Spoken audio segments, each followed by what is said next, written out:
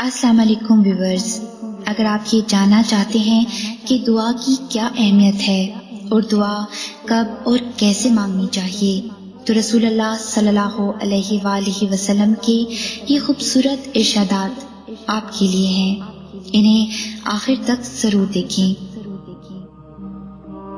رسول اللہ صلی اللہ علیہ وآلہ وسلم نے فرمایا، اللہ تعالیٰ ہر رات کے آخری حصے میں دنیاوی آسمان پر تشریف لاتے ہیں اور فرماتے ہیں، کون ہے جو دعا کرے اور میں دعا قبول کروں؟ کون ہے جو مجھ سے مانگے اور میں اسے عطا کروں؟ کون ہے جو مجھ سے معافی چاہے اور میں اسے بخش دوں؟ نبی کریم صلی اللہ علیہ وآلہ وسلم نے فرمایا کہ جب بندہ کہتا ہے یا رب یا رب یا رب تو اللہ تعالیٰ فرماتے ہیں، لبیک عبدی، مانگ تجھے عطا کیا جائے گا۔ رسول اللہ صلی اللہ علیہ وآلہ وسلم نے فرمایا، بے شک تمہارا رب شرم و حیا کرنے والا بڑا سخی ہے، وہ اپنے بندے سے اس بات پر شرماتا ہے کہ بندہ اس کی طرف ہاتھ اٹھائے اور وہ اس کو خالی لوٹائے۔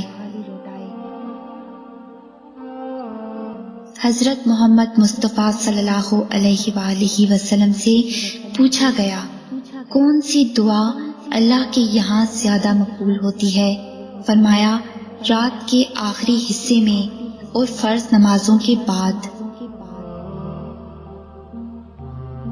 نبی کریم صلی اللہ علیہ وآلہ وسلم نے فرمایا، اذان اور اقامت کے درمیان دعا رد نہیں کی جاتی۔ نبی پاک صلی اللہ علیہ وآلہ وسلم کا ارشاد پاک ہے، اگر جوتے کا تسمہ بھی ٹوٹ جائے تو اللہ سے مانگو۔ حدیث مبارک ہے، دعا نازل شدہ آفات اور جو ابھی نازل نہیں ہوئی سب کے لیے نفع بخش ہے، لہٰذا اے اللہ کے بندو دعا ضرور کیا کرو۔ نبی کریم صلی اللہ علیہ وآلہ وسلم نے فرمایا، تم اللہ تعالیٰ سے ایسی حالت میں دعا کیا کرو کہ تم قبولیت کا یقین رکھا کرو اور یہ جان رکھو کہ اللہ تعالیٰ غفلت سے بھرے دل سے دعا قبول نہیں کرتا۔ حضرت انس رضی اللہ تعالیٰ عنہ سے روایت ہے کہ نبی کریم صلی اللہ علیہ وآلہ وسلم یہ دعائیں کرتے تھے، اے اللہ، میں بخل، سستی، ادھیڑ عمری اور قبر کے عذاب اور زندگی اور موت کے فتنوں سے تیری پناہ مانگتا ہوں۔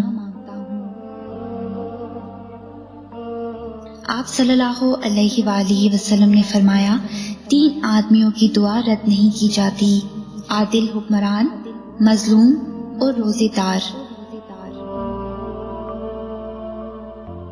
رسول اللہ صلی اللہ علیہ وآلہ وسلم نے فرمایا، کوئی چیز نہیں ہے جو دعا سے بڑھ کر اللہ تعالیٰ کے ہاں زیادہ عزت والی ہو۔ رسول اللہ صلی اللہ علیہ وآلہ وسلم نے فرمایا، جب 3 کیفیات ہوں تو فوراً دعا مانگو، اس وقت دعا رد نہیں ہوتی۔ جب جسم کانپ اٹھے، دل میں خوف آ جائے، آنکھوں سے آنسو جاری ہوں۔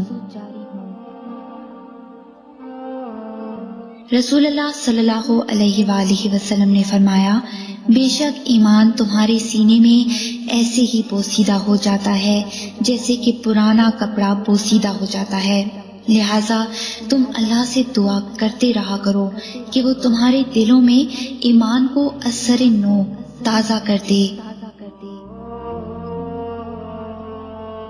رسول اللہ صلی اللہ علیہ وآلہ وسلم فرماتے ہیں، اللہ تعالیٰ نے اسم پاک ارحم الراحمین پر ایک فرشتہ مقرر فرمایا ہے کہ جو شخص اسے 3 بار کہتا ہے، فرشتہ ندا کرتا ہے، مانگ کہ ارحم الراحمین تیری طرف متوجہ ہوا۔ رسول اللہ صلی اللہ علیہ وآلہ وسلم نے فرمایا، جب تم میں سے کوئی دعا میں کچھ مانگے تو کثرت سے مانگے، کیونکہ وہ اپنے عظیم رب سے سوال کر رہا ہے۔